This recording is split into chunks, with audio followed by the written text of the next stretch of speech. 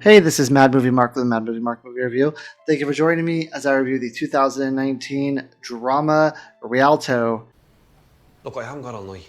Hey, I haven't even started my review yet. Stick around. Don't leave quite yet. Rialto is a movie about a 46-year-old married gentleman named Colm who also has a child. He strikes up an affairs relationship with a 19-year-old gentleman named Jay. Now, the movie description says that Jay is a hustler, but I don't actually believe that Jay is a hustler. At least that's not how I saw him in the movie. I felt that Jay and Colm thought that they each were getting different things out of this agreement to this relationship that they had, if you even want to call it a relationship. Colm thought it was a relationship, and he thought that they had some connection with each other, even though he was paying Jay for sex throughout the entire movie and sexual acts throughout the entire movie. Whereas Jay, it always seemed like it was just a business and there was no real emotional attachment. Jay also has a girlfriend and a child, even though he's just 19 years old. He had a child at a young age. He says throughout the movie that he is trying to get money for his child so he can give his child, a decent life. And that's kind of why he's doing this sleeping around type of stuff that he's doing. And you never get the impression that he is hustling anyone. At least I thought that, or that he actually believes that this is a real relationship. But Colm, on the other hand, is the kind of guy who is willing to, he is emotionally invested in this. He hasn't had this type of affair before, or at least it would appear that he's never had this type of affair before. So he's kind of new to this, and he is really attracted to Jay, whereas I don't think the attraction for Jay is there. And he really pours a lot of himself, a lot of his emotion, a lot of his life into this relationship, and he really has feelings for this gentleman named Jay. And I believe that he thinks it's a relationship, and he's reading more into it than the relationship actually is. And that's completely his fault, and it's not Jay who is hustling anyone. But that's what the description of the movie will have you believe. So this movie has a 100% fresh rating from the critics on Rotten Tomatoes and a 53% fresh rating from the audience. I'm currently reviewing every movie that has 100% fresh rating from the critics, and once I'm done reviewing them all, I will rank them from worst to best. So that's basically what the movie is about. Colm ends up losing his job as a dock worker because they tell him that basically his job doesn't exist anymore.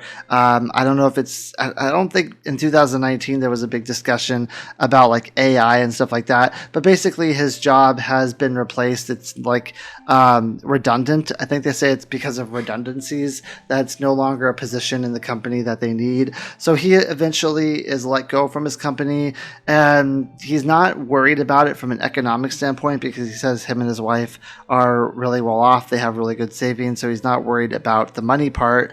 But after he loses his job, he kind of attaches himself more to Jay, to where he's going to Jay's house and trying to have meaningful relationship style conversations with Jay. And Jay obviously doesn't want to do this. He doesn't want Colm at his house. He doesn't want Colm around his family.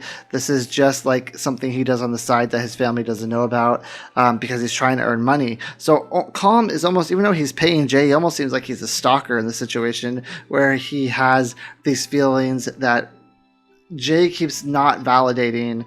Just because they're having sexual relationships doesn't mean that there is supposed to be any feelings between each other, because Colm is paying for these sex acts that's going on. So it's a really weird dynamic where, when I read the description of the movie, I was led to believe that Jay was going to be the issue and Jay was the problem, when I actually think Colm is the one who's the issue here. Jay is actually not doing anything. At least that's my opinion. He is very upfront in what he's after. He's very upfront in what he's doing, and Colm just gets feelings for him when he shouldn't.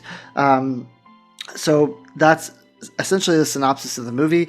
I'm going to come out and say I didn't like this movie at all. I thought the acting wasn't great, and the script I thought wasn't very great at all either.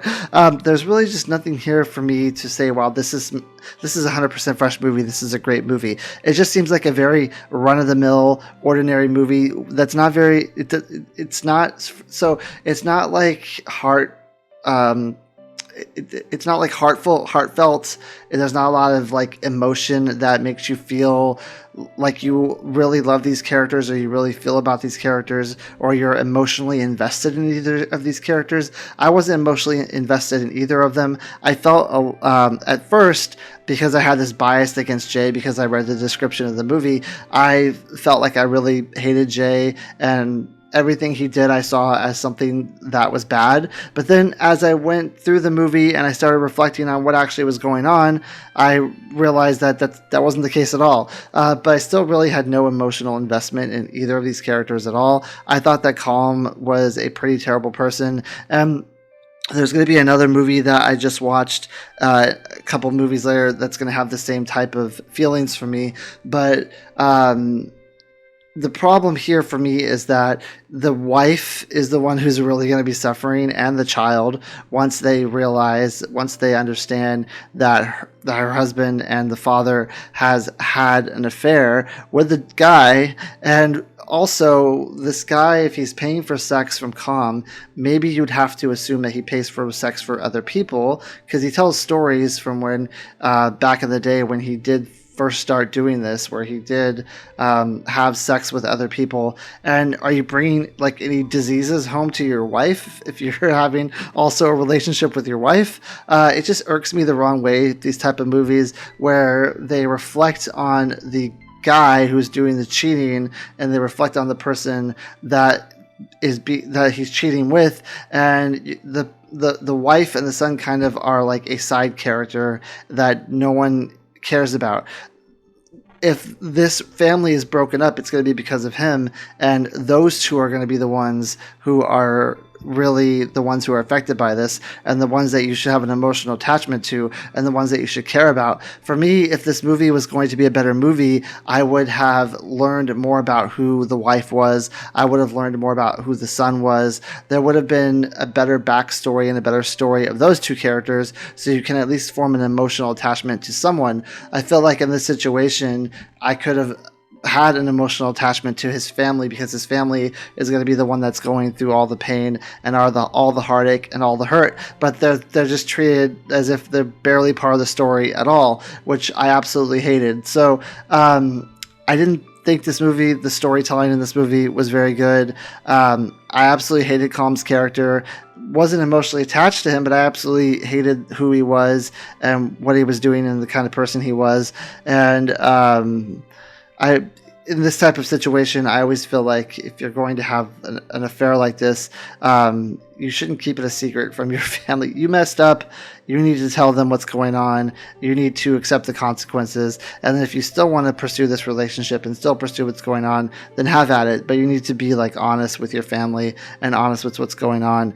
And I hate these type of characters in movies. I hated this whole setup of this movie. I mean, that being said, it's still better than a couple other movies that I've watched for this list, but not much better. I didn't enjoy it.